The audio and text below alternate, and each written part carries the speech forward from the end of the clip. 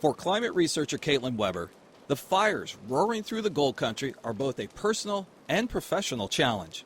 To see those pictures that first came out of the Caldor fire, it was very shocking. It was hard. It was heart-wrenching.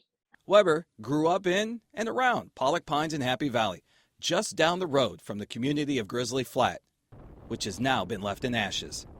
But in the months leading up to the fire, she was working to understand the forces that could help unleash this kind of devastation, a combination of factors collectively known as fire weather. A fire weather day has three elements happening all together.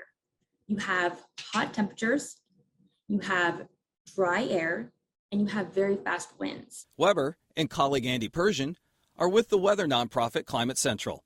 In a newly released report, the group documented the increase in fire weather days, driven in part by factors such as climate change. The big story here, and this was a bit of a surprise for me, is that it's really the dryness.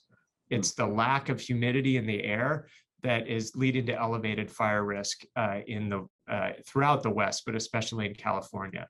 The study analyzed data from different weather stations stretching back to the 1970s. Now, the data was broken down into areas with similar weather climate features, boundaries known as climate divisions.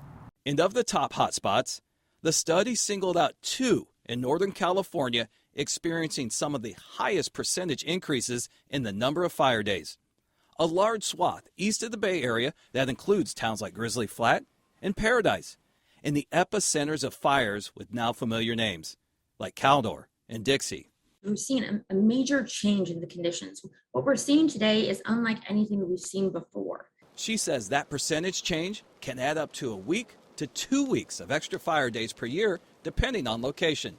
And while the specific cause of a fire can always vary, factors like the drought and climate change have likely played a part in making the landscape far more volatile. Decades of change that researcher Caitlin Weber can now track with both measurements and memories. It means that these weather conditions are coming together more frequently, and that's putting us in a lot more danger than we would be if the weather was a lot different. Mike Nico, ABC 7 News.